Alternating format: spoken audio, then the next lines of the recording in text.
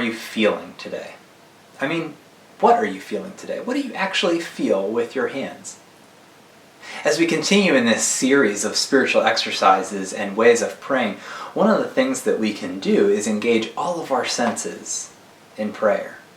So today we're going to engage our sense of touch, and we're going to feel our way into prayer. I have a member of my church who's completely blind, and she cannot use visual images to draw closer to God because she can't see them. But what she can do, and what she has taught me, is the way to use the sense of touch or of feeling to see beauty, to draw closer to God, to understand the world in ways that many of us have not sought to do. She has an entire room in her house full of textured glass. Now, I could tell you that it looks beautiful. She could tell you that too, even though she can't see it, because she runs her fingers over that textured glass, and she can tell me what is represented by the textured glass. So today we're going to use the sense of touch to pray.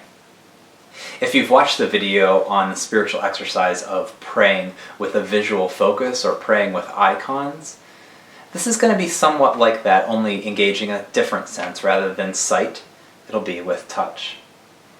Now, in that video, I used this, which is a textured piece of metal from Wendell August Forge, north of Pittsburgh. If you're from Western Pennsylvania, you're familiar with their work.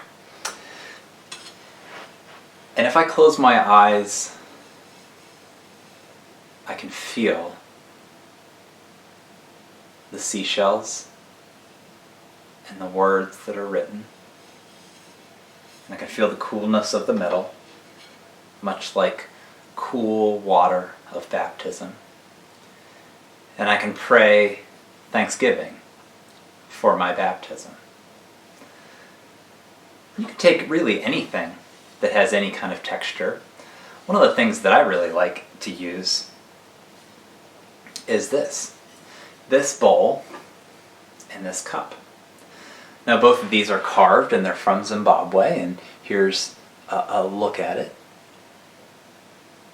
Beautiful carvings of animals. So you think about how you could run your finger across these, and you could use them to think about how God has created animals for us as well. Another wood carving, a very light wood, is this Thinking Jesus statue that I got on a mission trip when I was in high school in Lithuania. This reflective or thoughtful Jesus I can move it and work it around in my hands, and pray.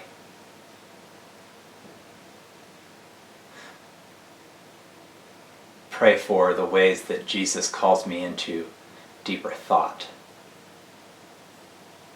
This is so smooth and so light. And I can think about, what does that teach me about Jesus? The last thing I'll show you, which is perhaps my favorite, this was actually given me by the member of the church that I was telling you about who cannot see. She bought this and she tried it and it didn't work for her. She said it just didn't speak to her. And that happens sometimes. We try different methods of prayer, and some of them speak to us and some don't. Well, this one didn't speak to her, but it really speaks to me, and it is what's called a finger labyrinth. And this is what it looks like. A labyrinth is something that looks like a maze, but it's not. Unlike a maze, it only has one path. This entire thing is one path that you can trace with your finger all the way until you get to this center. And then you trace it out. And it's a representation of being drawn into the presence of God,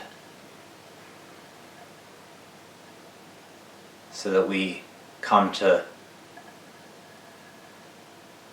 be centered on God, experience God more deeply and understand that the path towards God is not always a straight line. Sometimes we feel closer to God, sometimes we feel further away.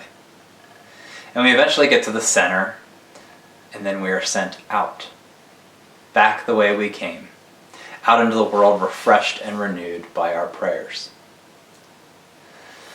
I'm going to give you a minute to find something that you can pray with, the sense of touch or feeling.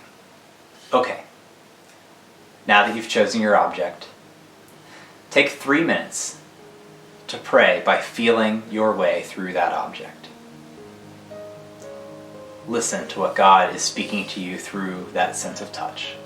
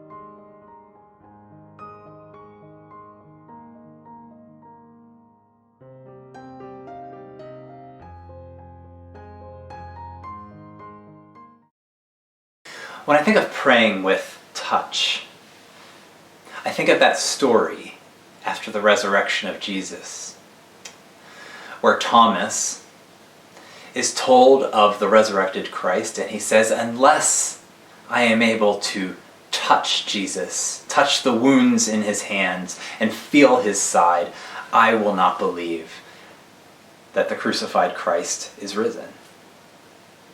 And soon after that, Jesus shows up and invites him to reach out and physically touch Jesus.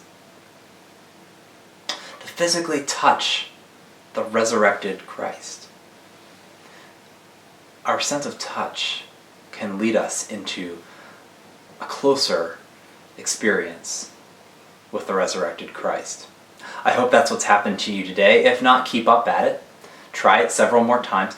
Maybe you need a different item, or maybe you just need to do it over and over until you're familiar with it. Or, as I've said in other videos, it might not be for you. And that's okay too, but at least you tried it. There's no harm in trying something. It just may or may not be for you.